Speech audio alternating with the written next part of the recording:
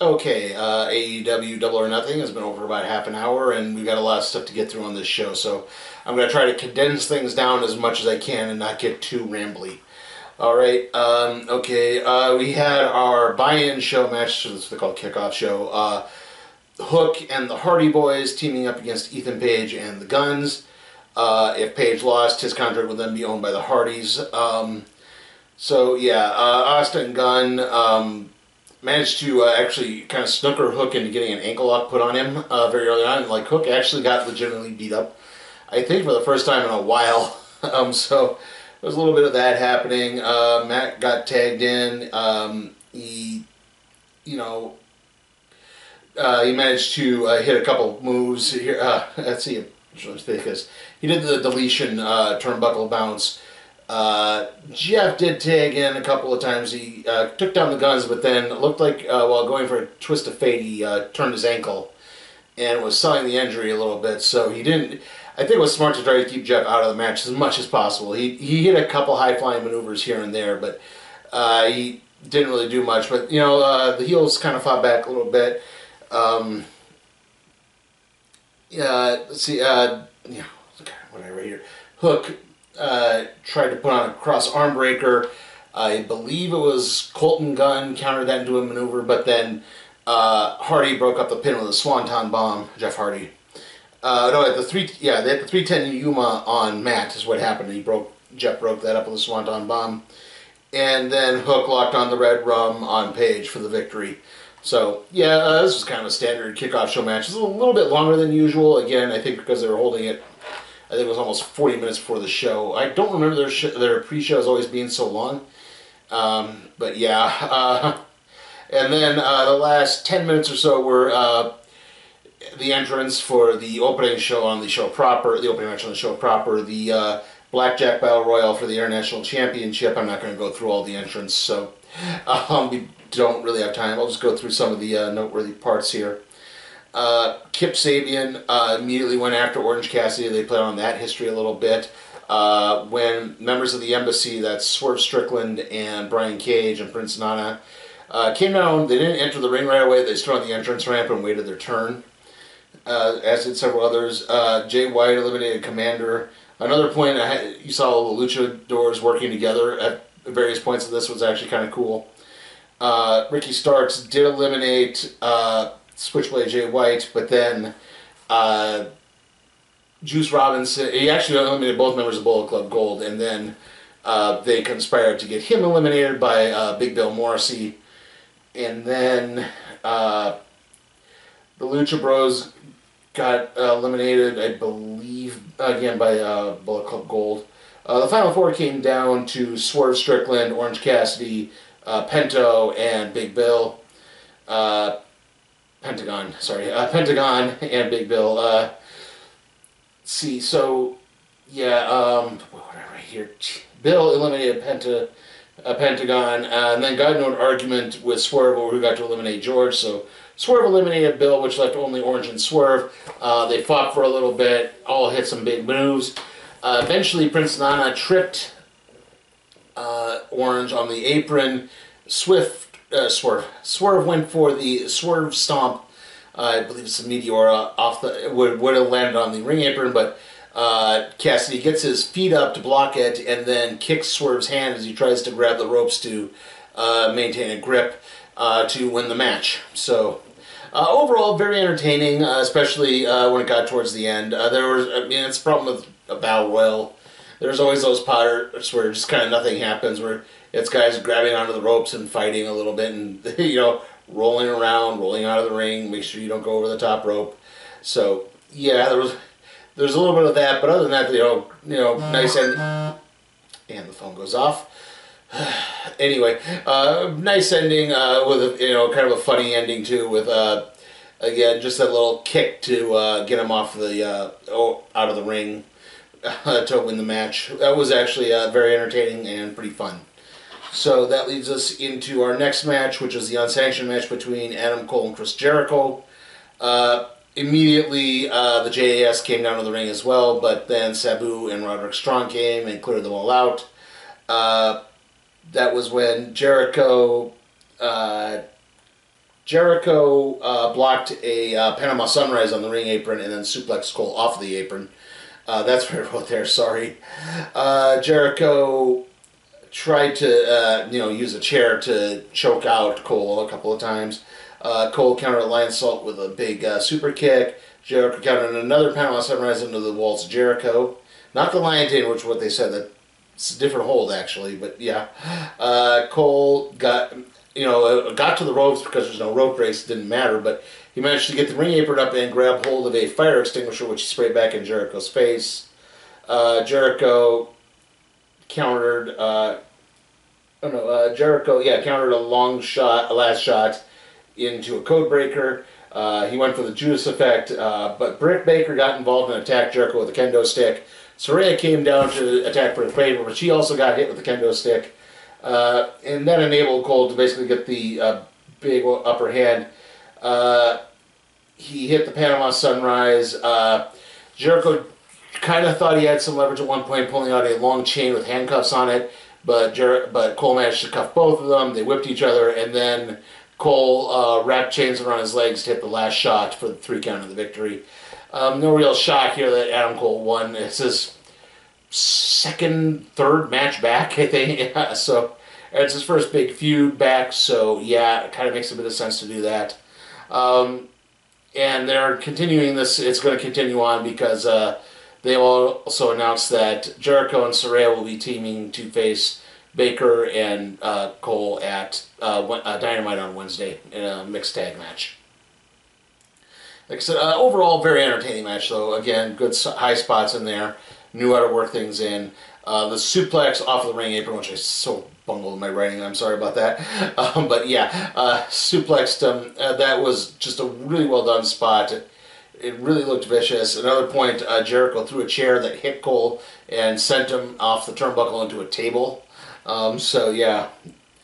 Anyway, moving on to the next match after that, we had the AEW Tag Team Championship match with Mark Briscoe as a special guest referee, FTR versus Jay Lethal and Jeff Jarrett.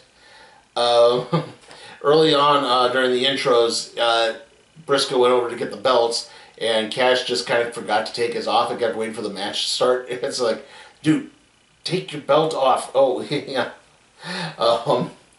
Anyway, early on, there were a couple pain predicaments, but Briscoe was definitely slow on the count. Like, I don't think it was he's trying to tell the story here. I think he was definitely just slow on the pin count. Like, even the announcers noticed that. Cash distracted Jarrett, allowed Dax to have a big flying crossbody on Lethal. Karen Jarrett got involved at one point, getting the Tarzan in the ring, trying to steal the tag team belts after Sanjay Dutt was ejected. They slid one of them into the ring so that Jarrett could hit, I think it was Dax with it, but he couldn't quite get the pinning predicament on. At one point, Mark Briscoe got knocked out with a guitar, I believe it was by Karen. A new ref came down. Karen hit Aubrey Edwards with a guitar before she could get in the ring. Briscoe eventually revived, slapped Jarrett, and the FTR hit the Shatter Machine for the 3 count of the victory. Again, very fun match. Good job working the weapons in. Good job telling the story. Definitely a few times where it did look like Jarrett and Lethal were actually going to win the tag team championships, even though I don't think anyone had that happening at this show at all. So yeah, very fun show, or very fun match again. Just good job telling the story. Sorry, I'm fussing with the paper here. Anyway, after that we had the ladder match for the TNT Championship, Wardlow and Christian Cage. Cage started the match by sending Luchasaurus to the back. Wardlow didn't come out with anyone right away. Right after that, he shrugged off a clothesline from Cage. Cage eventually came back, drop kicked a ladder into Wardlow's face, but then he went for kind of a top rope plancha to the outside, but Wardlow threw the ladder back in his face. Cage, at one point there was a ladder bridge between the barricade and the ring, but Cage tripped Wardlow on the ladder and crotched him on it. Wardlow did come back, hit a Gorilla Press airplane spin maneuver. Eventually, Luchasaurus did hit the ring and began getting involved a little bit. Arn Anderson came down.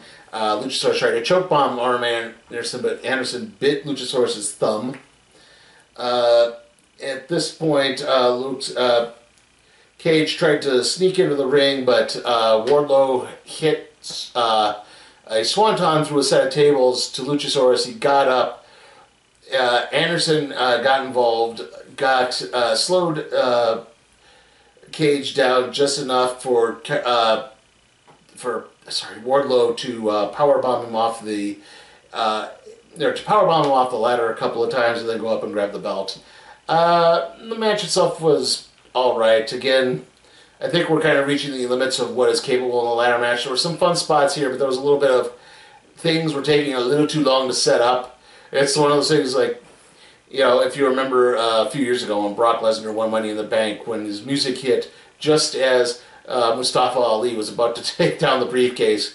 And so you have Mustafa Ali just kind of standing there looking like an idiot as Brock hits the ring. That's kind of the same thing happening here, where it's taking Wardlow so long to get set up to this swanton move with Luchasaurus, but it's like, you know, Christian could have easily crawled up and gotten the dang belt at this point. That was kind of the main problem there. So, yeah, we kind of have a little bit of a clunker with that match bit.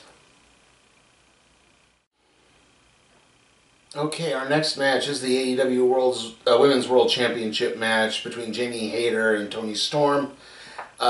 Storm makes her way down to the ring. Hayter's music hits. Nothing happens.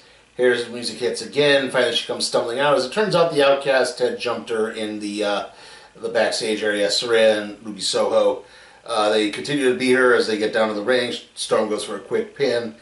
Hayter kicks out. Hayter does manage to get fight back a little bit. Brooke comes out for the assist, as does Hikaru Shida.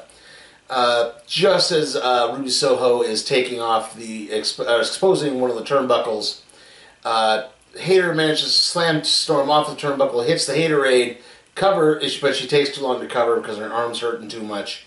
She tries to go for another one, but this is where the match kind of fell apart, unfortunately. It's like, I think the idea was supposed to be she was supposed to go for the ripcord, Storm was supposed to take her and whip her into the exposed turnbuckle. The problem is they were too far away from the exposed turnbuckle, so instead it looks like Storm kind of pulled her a little bit, and then Hayter kind of walks 4 steps and then slams her head off the turnbuckle. Storm then hits the Storm Zero to get the 3 count in the victory, so she's the new Women's World Champion. Yeah, I'm not opposed to Toni Storm winning the championship. That's not the problem. Obviously, the match just was not good. Again, they're saying this is all supposed to be part of a storyline, this injury, that it wasn't real, but, you know, you could have maybe thought something better than this. Again, you know, at least have it go a little bit longer here and there. Like, it just felt like way too much of a rush job for its own good. Yeah, so yeah, this was the real clunker of the evening, unfortunately. I'm guessing they're setting things up for Hayter to come back at the Wembley show, so they're all in. After that, our next match was the Trios Championship match, House of Black versus the Acclaimed. It was supposed to be a surprise match, and the Acclaimed decided to waive their dealer's choice rule. Not a good idea, it turns out, as Malachi Black immediately blocked like a back body drop. Bowens worked most of this match. Caster did a few moves here and there. Billy Gunn did not do much at all. Bowens worked most of it. He started selling a knee injury at one point. Malachi locked him in a knee bar. He hit a hit. Let me just right here. Hit a Hushigoroshi on Malachi. Bowens came back, hit a Hushigoroshi on Malachi. Hurt his knee, so the other guys came in and immediately started targeting the knee over and over and over again. He was desperately trying to get the tag. You know, they would pull either Billy Gunn or Max Caster off the ring apron. Finally, Billy Gunn does get the hot tag, comes in like a house of fire, but then, as he goes for Famouser through the ropes on Buddy Matthews, Malachi Black hits him with the Black Mass for the 3 count of the victory. Again, not a great match. This is probably one I would have put on the buy-in. So yeah, it wasn't bad. It's, you know, and again, I like what they're doing. I like the idea of what the House of Black is doing by setting the parameters for the trios matches, but yeah, one, it's stupid to have the Acclaim not pick some type of stipulation. I mean, I can't even remember what the one, and it's like, each has just been so stupid. Like, why not just pick a somewhat believable situation and still have the House of Black win? You know, that's all. It's like, you know, I think that just would have worked better. I mean, if I had my druthers, I said someone, doesn't have to be the Acclaim, it could be any trios. just say, make it like 2 out of 3 falls or something. Yeah, that would just be interesting. Anyway, after that, we had the TBS Championship match, Jade Cargill versus Taya Valkyrie. Right away, both women go for the Jaded or the Road to Valhalla finisher. Valkyrie hit what's his name? Mark Sterling, with a crossbody to the outside of the ring. Valkyrie used the ropes for a snap German suplex. Layla then got involved, tripping Valkyrie on the ring, which allowed Cargill to do a super kick. Valkyrie came back, hit a Blue Thunder Bomb. She locked on an STF after hitting a code breaker, but Layla got distracted to the ref again. Valkyrie hit the Road to Valhalla, but then Jade kicked out at 2. At that point, Valkyrie went for another one, but Jade fought out of it, hit the Jaded, same maneuver, got the 3 count of the victory. So, yeah, that match, I think, was kind of a dud as well. Unfortunately, Jade kicks out, but then Taya Valkyrie can't kick out once, going a little bit longer. But I guess they had their reasons, because at that point, Sterling got on the microphone and proclaimed that Jade was down 60-0. She would fight anyone, anywhere, anytime, any place, but there's no more contenders. At which point, Chris Statlander's music hits. She comes back out, and she immediately goes after Jade, counters a Jaded into a Cradle Tombstone for the 3 count of the victory. So Chris Statlander not only is the first woman to defeat Jade Cargill, but is also your new TBS TBS champion. Good for her. It's good to see her back. Hopefully she can stay healthy long enough to defend the belt on a few occasions and get a good, healthy run on it. Yeah, definitely start setting things up for some interesting takes. I think now that Jade has finally lost, again, I'd like to see where she falls in this world with the Outcasts attacking people. And, she's actually a homegrown, but she's also a heel, so could that lead to something? Who knows? Okay, so we start our double main event now with the 4 Pillars match for the AEW World Championship. MJF versus Darby Allin versus Sammy Guevara versus Jungle Boy Jack Perry. And before we start the match, we have a big announcement. As Sammy Guevara and Ty Mello came out, they announced that Ty is pregnant. So, congratulations. That's good for them. I mean, even the announcer said, well, she hadn't been wrestling over the past few months, and I guess now we know why she hadn't been wrestling. So, good for them. MJF ended on a throne. Darby Allin's entrance was him attacking someone wearing an MJF mask at a wedding with Elvis and dumping the body somewhere. MJF then came out dressed as Elvis on his skateboard. Jungle Boy just had an entrance, unfortunately. Sorry, my phone's doing this weird thing where it charges and buzzes whenever I plug it in there. Anyway, Perry hit an arm drag on Guevara and Allin. MJF tried to roll out of the ring and avoid everyone, which just got everyone jumping on him and attacking him until they knocked him out of the ring and they could start working on each other. Excuse me. At one point there was a Tower of Doom spot where Jungle Boy, I think, was trying to do kind of a German suplex type maneuver. Sammy was going for a superplex on Darby. Basically this resulted in Sammy Guevara being thrown right into a standing MJF. Allin hit the Sundog Millionaire on MJF. MJF came back, he had a big pump handle driver, he hit the Crossroads on Jungle Boy. He tried to buy Sammy off again, saying, hey, you're going to need to pay for that baby, so just lie down now. And he said, okay, I'll do it. Snookered him into a small package, so it didn't quite work. At which point, both Darby Allin and Guevara put MJF in the Walls of Jericho, and Darby put it was the other way around, sorry. Guevara put Jungle Boy in the Walls of Jericho, Darby Allin put MJF in the Scorpion Deathlock, and then all 4 men began putting each other in submission holds, which was a very interesting sight to see. You had Jungle Boy putting Darby Allin, or MJF, I think, in a cross arm breaker. No, it was Darby in a cross arm breaker. Darby in a figure four leg lock on Sammy. Sammy with kind of a armbar type maneuver on MJF. MJF with a side headlock sleeper hold on Jungle Boy. They then hit 4 destroyer drivers on each other at various points. Guevara hit a Spanish fly on Allin to the outside of the ring. Guevara hit a back suplex into a DDT on, I believe it was Jungle Boy. Sorry, I didn't write that down very well. At this point, MJF hit the blonde bombshell on Allin. He pulled out the ring at one point, but Allin came in and hit MJF with a skateboard. Tried to get him into the side headlock finisher after the coffin drop. That got broken up by Jungle Boy. MJF tried to get the belt in the ring. Jungle Boy grabbed the belt and could have had a shot to take down Darby Allin, but no, decided he couldn't win the belt that way. And that enabled MJF to sneakily get the belt back. And when Darby went for the coffin drop on Jungle Boy after hitting another maneuver, MJF put the belt on Jungle Boy's body, so it knocked him. So Darby landed on it. He then put Darby in the side headlock pinning predicament again to get the 3 count and the victory. This was a really fun match. I don't know if I could do it justice in the descriptions.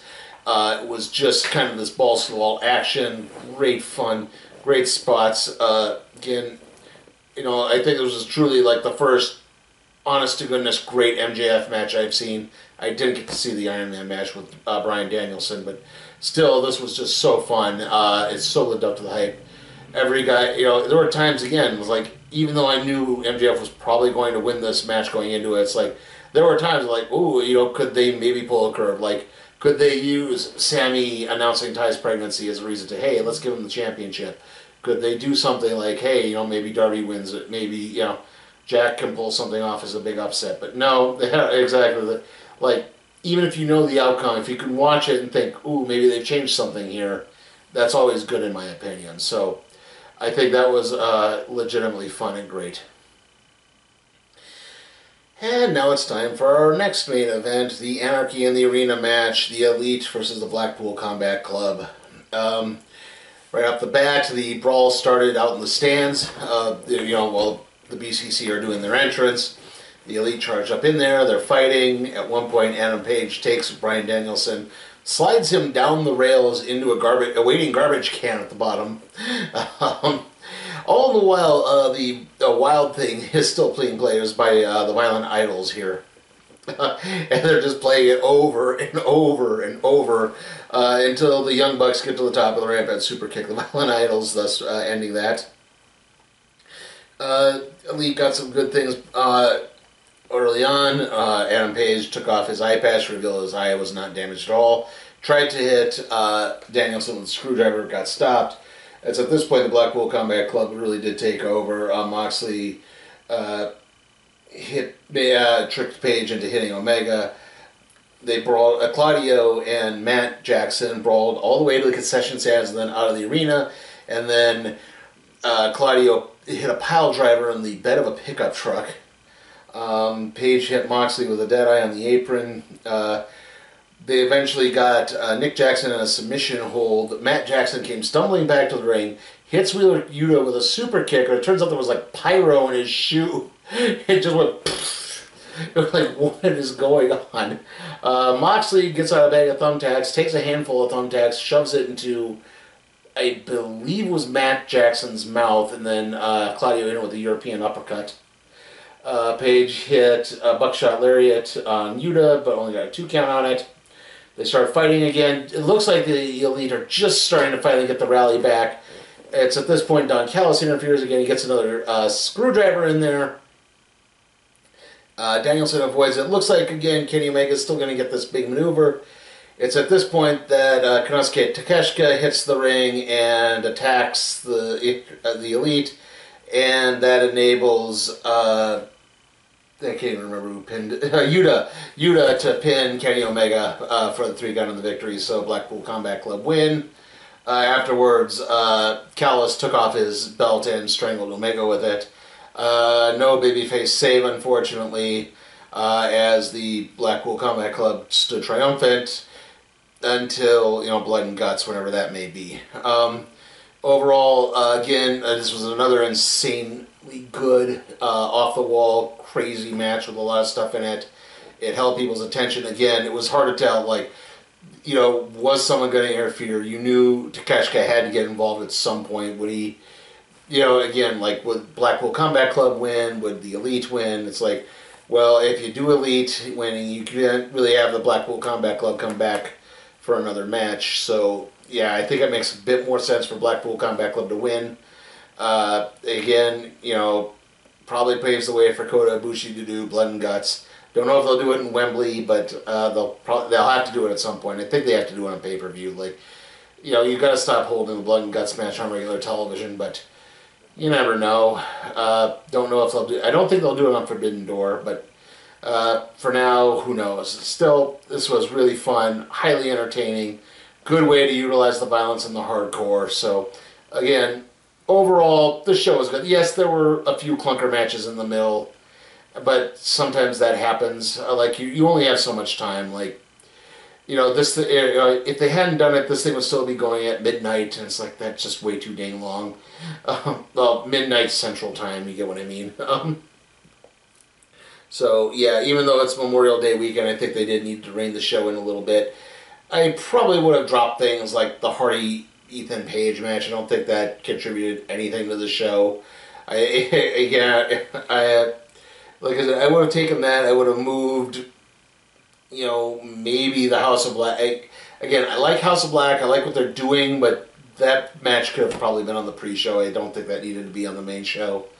The pre-show probably needs to be shorter, too. If you're not going to do 2 matches on it, it just, again, doesn't make sense.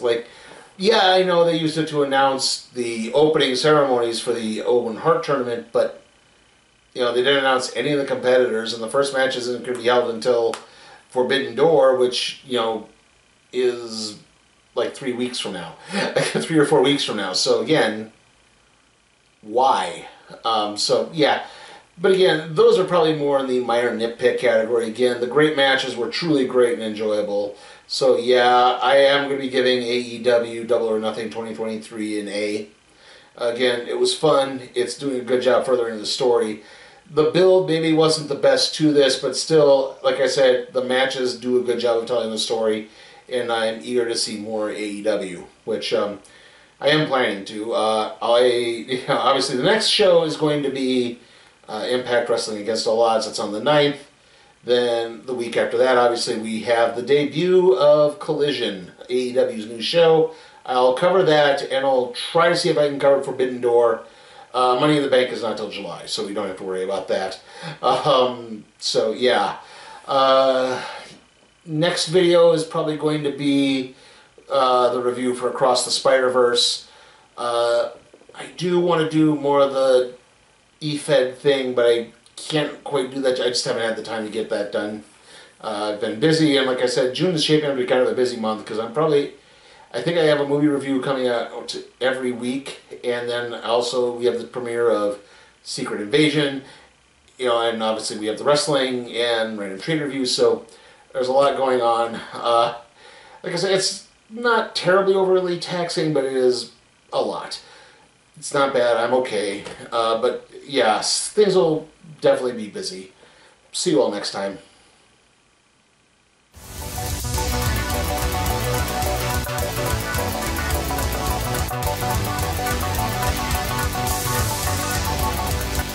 Hey guys, remember you can help me maintain and possibly even expand my professional wrestling coverage by supporting me on Patreon at patreon.com/sleepytimeforcat productions. Also, remember to like the video, comment, share, subscribe, and ring that notification bell.